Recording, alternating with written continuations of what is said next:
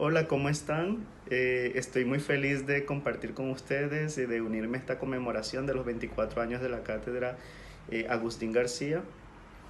Yo llegué a la cátedra en 2014 y hubieron momentos en los que estábamos Maylén y yo, en los que estábamos pocas personas, pero también hubieron momentos en los que las reuniones eran mucho mayores, eran reuniones grandes y ese compartir de fragmentos de textos, de obras completas, era muy enriquecedor porque yo encontraba formas de literatura a los que yo no estaba acostumbrado, ¿no?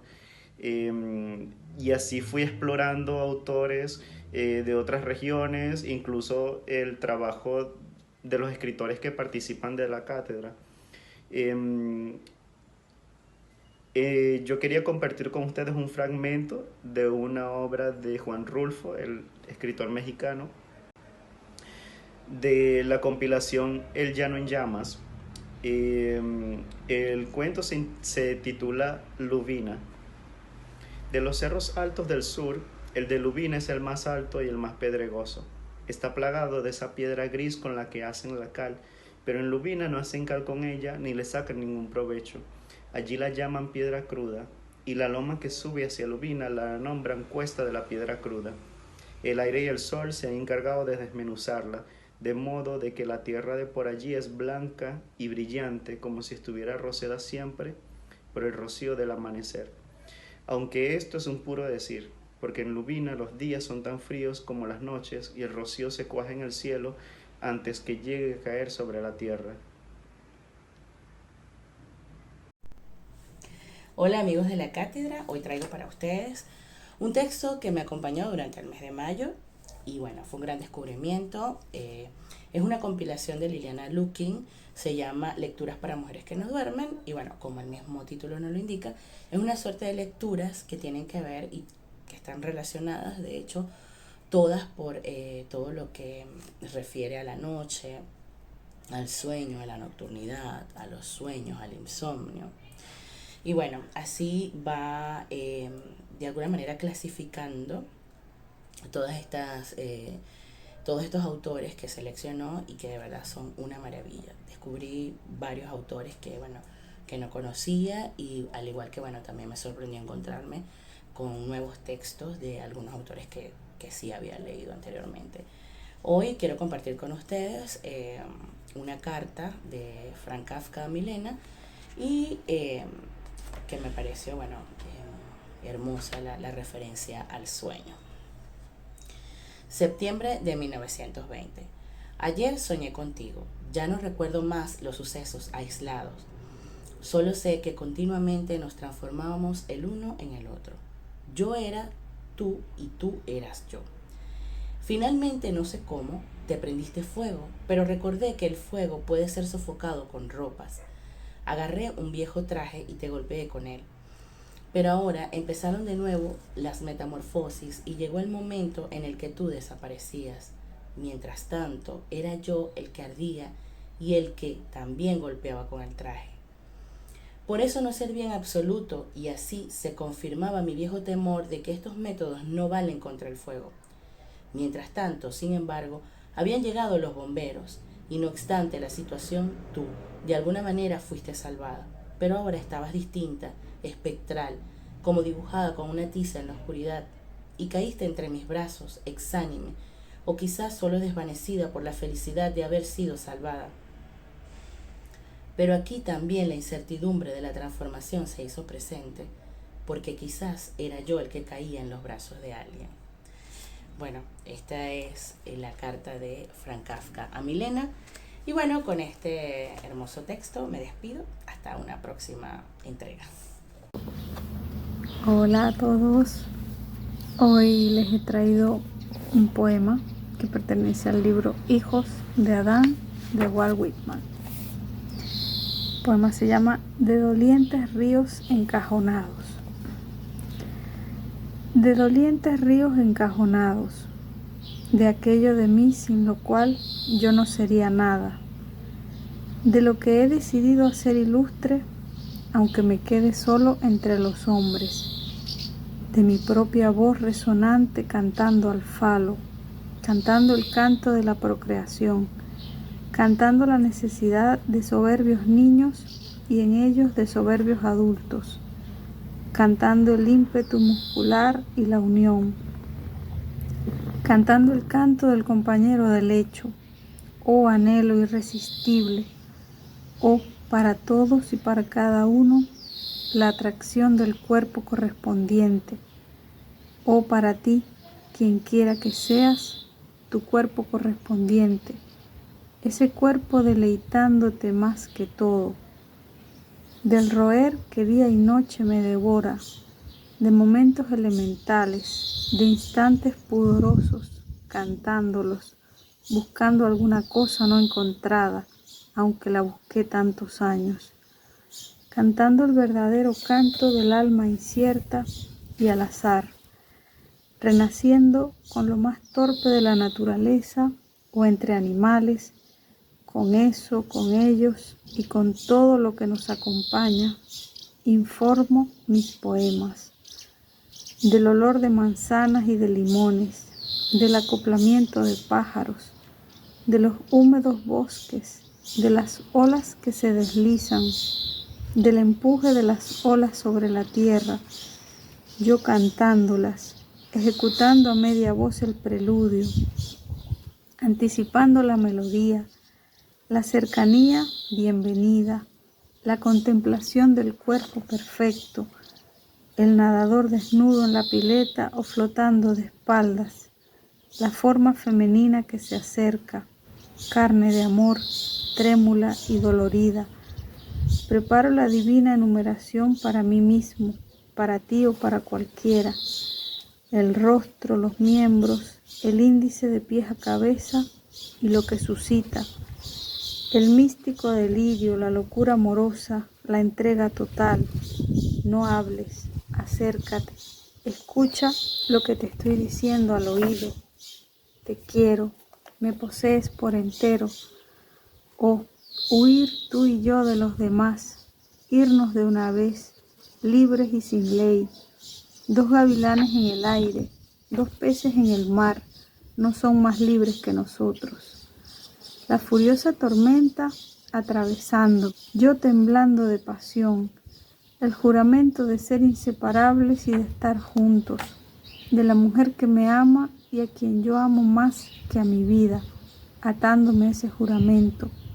Oh, todo lo arriesgo por ti, aniquilarme si es preciso. Oh, tú y yo, ¿qué nos importa lo que los otros hagan y piensen? ¿Qué es todo lo demás para nosotros? Gocémonos los dos y agotémonos si así tiene que ser.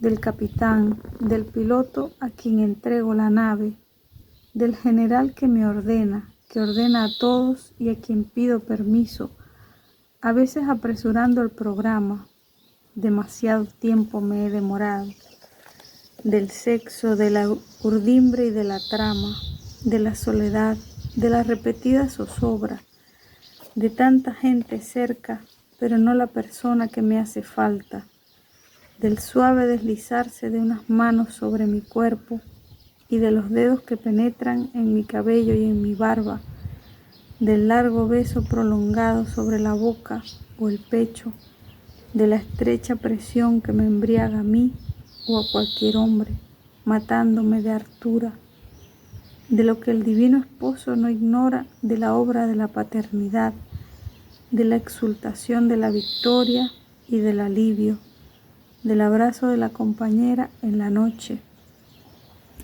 del poema viviente de los ojos, de las manos, de las caderas y de los pechos, del brazo tembloroso que se aferra, del cuerpo que se curva y de la lucha, de lado a lado, nuestros pies que rechazan la manta, de la que no quiere dejarme y a la que no quiero dejar. Un momento, oh tierna que me esperas y ya vuelvo. De la hora de las estrellas que resplandecen y del rocío que cae, emergiendo de la noche, asomándome, yo te celebro, acto divino, y a vosotros, engendrados hijos, y a vosotras, fuertes entrañas.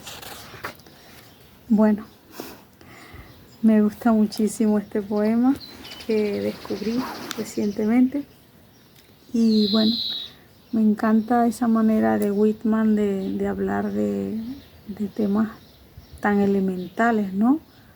Como es el sexo, como es la procreación, y también esa manera tan cercana, tan íntima, que en todo momento nos da esa impresión de diálogo, de conversación, de que realmente todo lo que existe estuviese realmente entrando dentro del poema, y sobre todo lo que tiene que ver con la naturaleza, ¿no?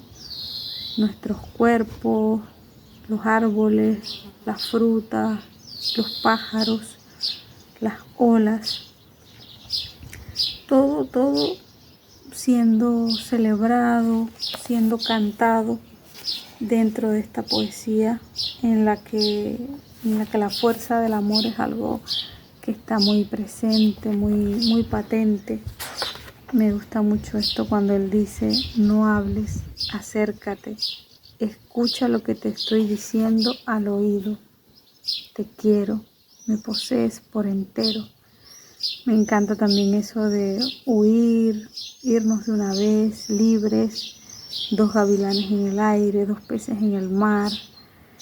Y bueno, todo esto tan sagrado, pero a la vez tan elemental, como lo es el acto del amor. Y me gusta mucho eso, cuando él dice: tú y yo, ¿qué nos importa lo que otros hagan y piensen? Que es todo lo demás para nosotros. Gocémonos los dos y agotémonos, si así tiene que ser. O sea, me encanta como esa fuerza elemental, ¿no? De deshacernos, de decidirnos a lo que realmente nos apasiona, a lo que queremos. Y bueno, es a la vez como un poema que celebra, pero que tiene como esas intensidades que a veces se acercan al dolor o a la pesadumbre. Por aquí, cuando él dice de la soledad, de la repetida zozobra, de tanta gente cerca, pero no la persona que me hace falta. Y a la vez como eso de cuando consigues lo que deseas.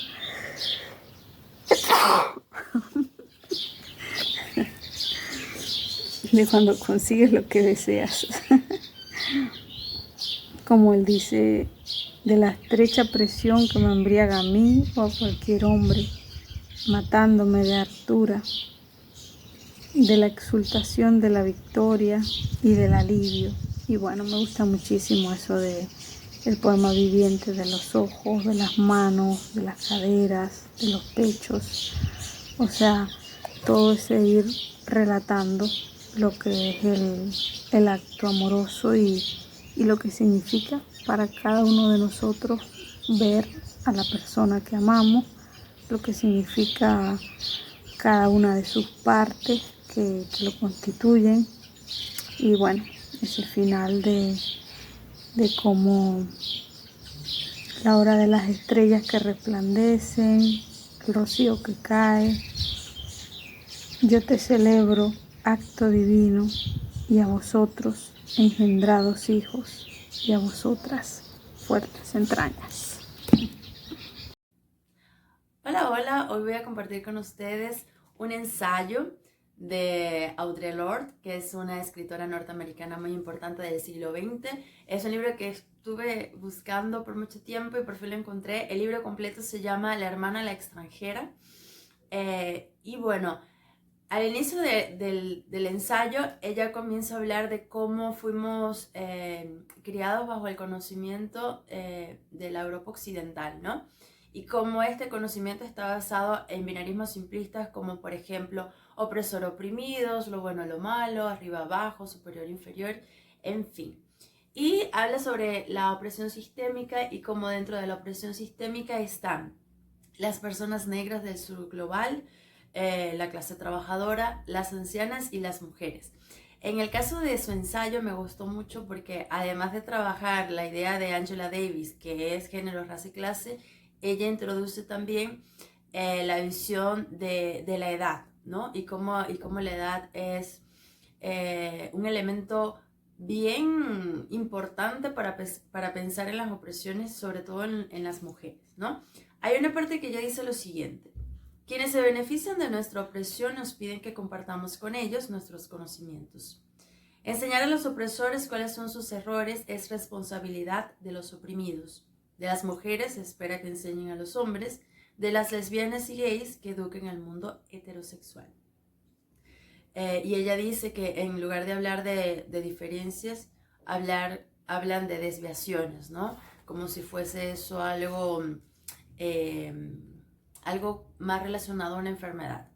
Y también habla de las trampas del poder y cómo estas trampas del poder están cimentadas sobre una norma, ¿no? Y la norma, por supuesto, que es blanco, delgado, hombre, joven, heterosexual, cristiano y con medios económicos, por supuesto. Pero hay una parte que me interesó en especial porque habla de la poesía. Y es una parte un poco extensa, así que se la voy a leer. Ella dice lo siguiente: las diferencias de clase no reconocidas privan a las mujeres de la energía y la visión creativa que podrían proporcionarse mutuamente. Hace poco tiempo, el colectivo de una revista de mujeres adoptó la decisión de publicar un número que incluyera solo prosa, alegando que la poesía era una manifestación literaria menos rigurosa y menos seria. Ahora bien, la manera en que se plasma nuestra creatividad viene muchas veces determinada por la clase social. La poesía es la más económica de todas las manifestaciones artísticas. Es la más oculta, la que requiere menor trabajo físico y menos materiales, y la que puede realizarse entre turnos de trabajo, en un rincón de la cocina del hospital o en el metro, utilizando cualquier trozo de papel. Estos últimos años, mientras escribía una novela y pasaba apuros económicos, llegué a comprender que hay una enorme diferencia entre las exigencias materiales de la poesía y de la prosa. Ya que reclamamos una literatura propia, hay que decir que la poesía ha sido la voz principal de los pobres, de la clase obrera y de las mujeres de color. Puede que para escribir prosa sea necesario disponer de una habitación propia, pero además también hacen falta unas resmas de papel, una máquina de escribir y mucho tiempo. Los requisitos de la producción de las artes visuales también contribuyen a determinar en términos de clase a quién pertenece cada forma artística. En estos tiempos en que los materiales tienen unos precios abusivos, ¿quiénes son nuestros escultores, nuestros pintores y nuestros fotógrafos? Cuando hablamos de una cultura de mujeres de amplia base, hemos de ser conscientes de los efectos que tienen las diferencias económicas y de clase en la adquisición de los medios necesarios para producir arte. Bueno, este fragmento me gustó muchísimo porque además de problematizar el género literario siempre basados también en género, por ejemplo, la poesía siempre vinculada a las mujeres por la sensibilidad y las mujeres del siglo XX eran acusadas de ser muy sensibles, de chillonería de comadrita, como le decía Borges, por ejemplo, a Alfonsina Storni. Ella además coloca la cuestión económica, ¿no? Y cómo eso es sumamente importante para producir ciertos géneros y cómo la poesía, a diferencia de la novela, no requiere tantos medios económicos.